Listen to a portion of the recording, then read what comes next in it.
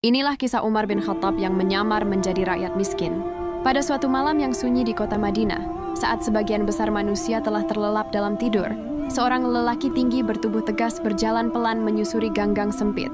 Pakaian beliau sederhana, tanpa pengawal, tanpa tanda kebesaran. Dialah Amirul Mukminin, Umar bin Khattab radhiyallahu anhu, khalifah kedua kaum muslimin.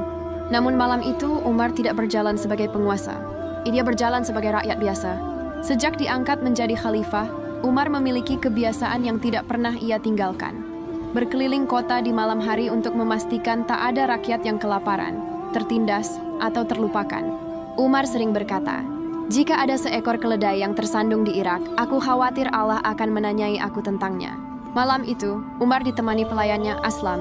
Dari kejauhan mereka melihat asap mengepul dari sebuah rumah kecil di pinggir kota. Terdengar suara anak-anak menangis.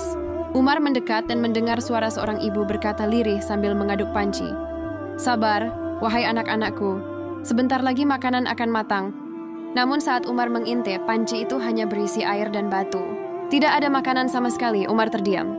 Ia bertanya dengan suara lembut, berpura-pura sebagai orang asing. "Wahai ibu, mengapa anak-anakmu menangis?" Wanita itu menjawab dengan nada pahit. "Kami lapar sejak pagi.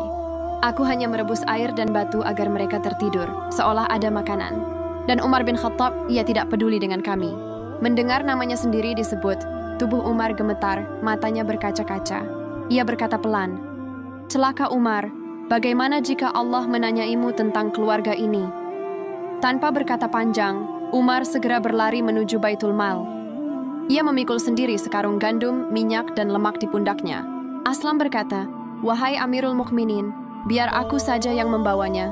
Umar menjawab tegas, "Apakah engkau akan memikul dosaku di hari kiamat nanti?"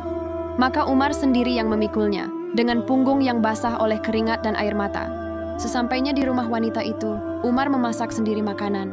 Ia meniup api hingga asap mengenai janggutnya. Ia menunggu sampai anak-anak itu makan kenyang dan tertawa.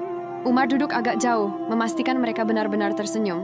Aslam berkata, "Mengapa engkau tidak pergi saja setelah memberi makanan?" Umar menjawab, "Aku melihat mereka menangis. Maka aku tidak akan pergi sampai aku melihat mereka tertawa."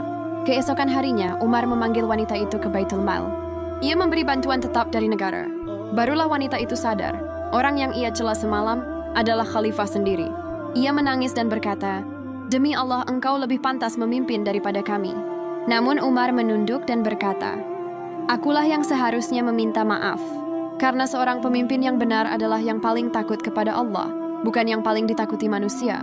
Kisah ini diriwayatkan dalam berbagai kitab sejarah Islam seperti Hilyatul Auliya.